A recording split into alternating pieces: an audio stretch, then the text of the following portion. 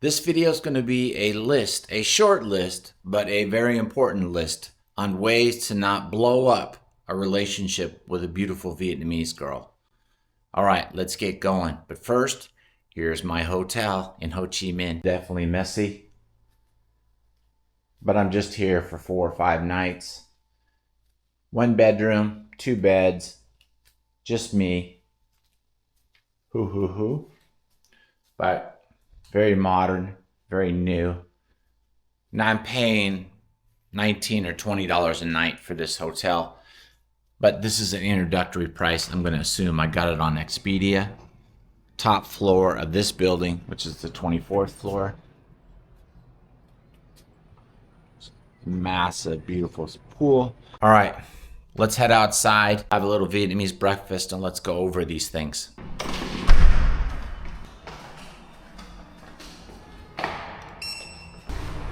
It's a habit you have to get into, opening these doors. Oh, I lucked out. 50-50, there's my bike. All right, let's get strapped up and we'll head over and get some bún thịt nướng, which is pork with some noodles and some vegetables.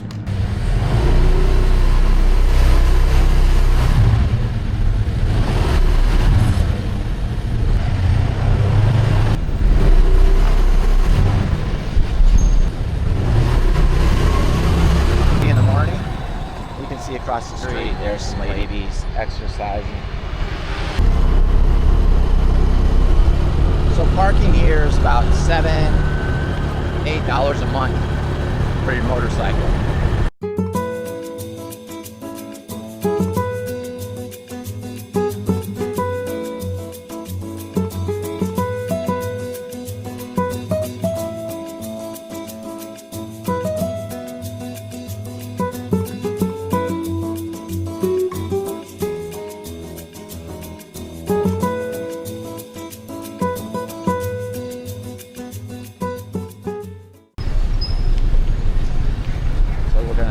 Here. Chào em. Một phần chả ăn. Một phần bún thịt nướng. Ăn bê hả? No. Ăn ở đây. No. Ăn ở đây.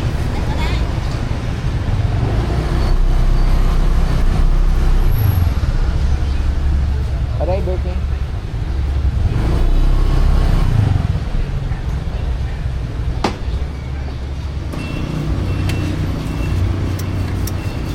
Em ơi, ăn quay video một chút được không? Được chứ? Alright, cảm ơn em. So they barbecue. Yeah, không còn gốc. Thịt heo luôn hả? Thịt heo. That's pork. Bên đây có thịt heo không? Rất thích thịt heo. Rất thích thịt heo. Thịt heo ngon nhất. Đúng rồi. Bên kia có thịt heo không? Có thể giúp anh giảm con em? Can I say giúp anh giảm con không? Đây. Em ơi, có thể can I say giúp anh giảm con không? Giảm cân hả? Yeah. Giảm cân hả? I asked her if it'll help me lose weight. She laughed. So it's just a little bit of food, which is good. A little bit of pork, different types of pork, little veggies, and bún, which is rice noodles. Vietnamese women often find certain behaviors confusing, disrespectful, or deal breakers. Yes, while every female is different everywhere all over the world, there is certain things that stick and become part of culture and is the norm for most of the females in the country, and that's what we're going to deal with, the majority. So I think it's way too loud outside, so let's go back to this little homestay / hotel apartment. Okay, here comes the sun. So while every Vietnamese female is different, the culture of collectivist is definitely strong here, meaning the family unit is very, very important to them. Number one, The casual dating ambiguity. In Vietnam, dating is usually seen as a very strong step towards a serious relationship and possibly marriage. Where in the West, it can often be seen as, let's just kind of see how things go, check it out. That is not so much the case here. So if she decides to date you, it's not because she thinks, oh, let's just see what happens. Let's go there and check it out. See if this guy is nice or not. No, that is way more the West way of dating, the Western culture, individualism. Let's see how it goes. If it goes good, great. If it doesn't, make the best of it and move on. The gripe with foreign men from Vietnamese women is exactly that they see us more as players, playing around, being dishonest. So there's a Facebook page dedicated to Vietnamese women who post pictures of the men they dated, the foreign men they dated, and how they screwed them over, and that they're players and lied to them. And the list is long, and I guarantee some of those are definitely from Vietnamese men faking as a woman, just finding random pictures and throwing guys under the bus. Some of them I'm sure are true. Some guys are over here and they're just really want to just jump from one girl to the next. So I can understand the reality of that situation and the Vietnamese women not liking that. But it's both. So if you're going to date a Vietnamese woman, you need to get off the dating sites after a couple dates. You need to put your profile on hold at minimum, get it off the site. They're definitely going to check if that's how you met. So here, you don't just date the woman. You can't ignore the family. Many Vietnamese women that are in their 30s still live with their parents. And they'll have curfews. Even I've seen women as old as 42 years old that live with their parents, and their parents have a curfew for them. They're still virgins. So it's unbelievable, I know. And you may not want to touch a woman like that. I personally feel the same way. I just think, oh my God, how frigid. But just so you know that you may run into that situation. I dated a 37-year-old last year, and she could not go anywhere without asking her mom or her father for permission to leave the house. And if you push her to break those rules, for sure the family will never like you.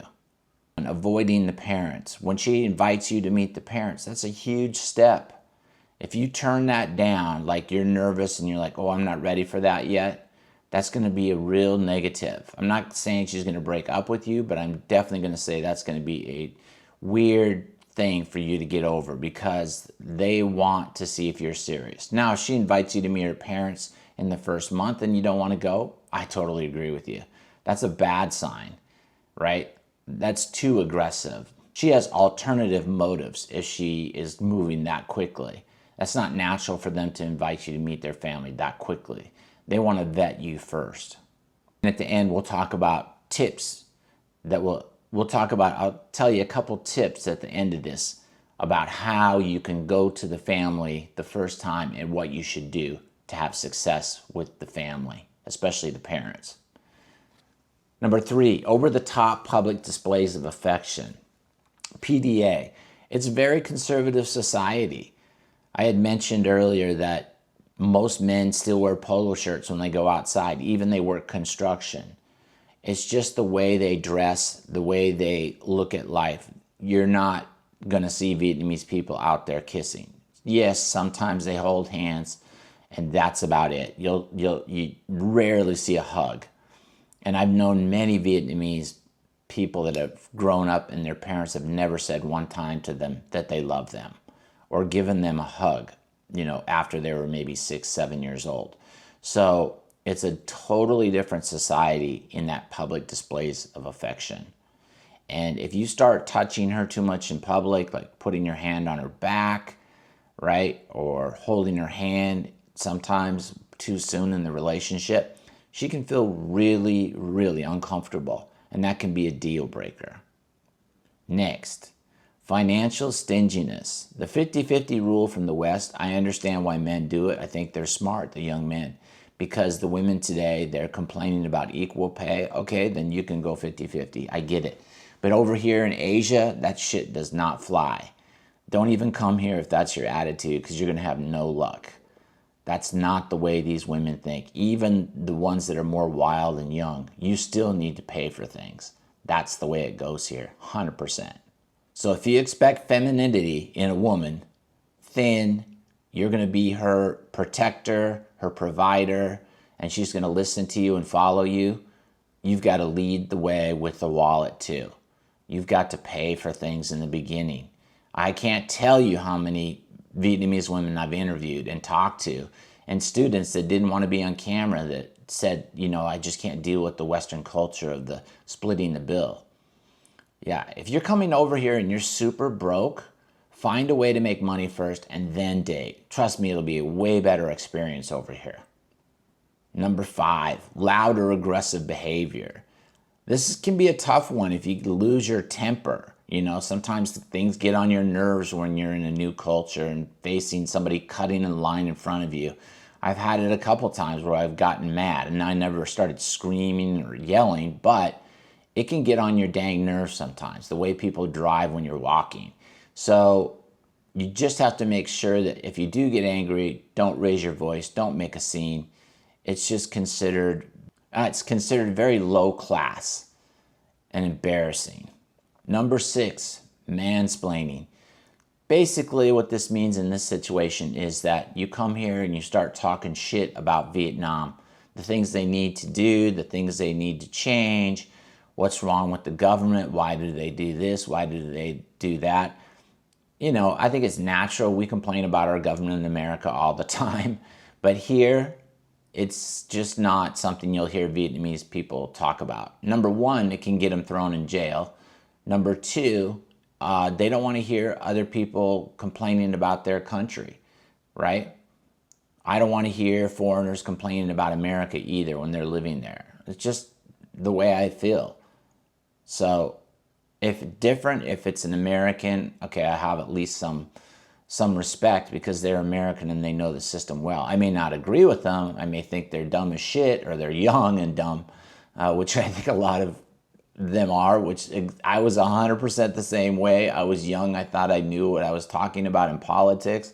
I had no clue because I was young. I didn't have real life experience. I listened to teachers. They didn't know anything either because they were just cooped up in a brick building. So anyway, when you get out and you live life, that's when you can come up with some real ideas that are solid.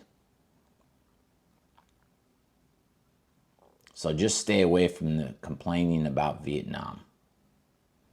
And the last one, don't misinterpret gentleness, the shyness, the submissiveness as being weak, because they have a tiger side to them.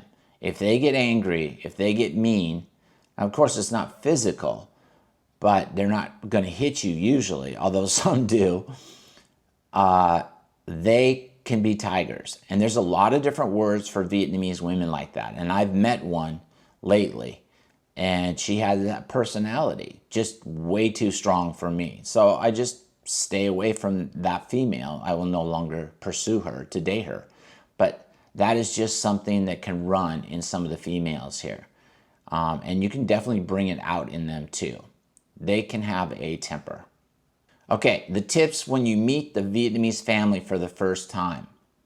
It's kind of like an interview almost, right? Because they're checking you out to see if you might be a good future husband for their daughter. So it's important to respect their hierarchy, which is the first thing you do when you go to these houses is that you're going to greet the parents. You're going to greet the oldest people in the room first. And this is where it's really good to know basic Vietnamese. I offer consultations on how to learn Vietnamese. They start at $199. The high course will be $399.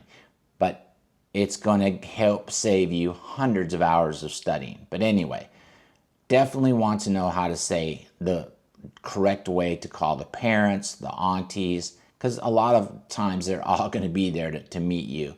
They're interested on their granddaughter or their niece's boyfriend from the West. It's very normal and expected to bring gifts It's called the gift etiquette here. And it's not about showing up with some really expensive gift, but don't show up empty-handed. Definitely dress nice. Don't be flashy.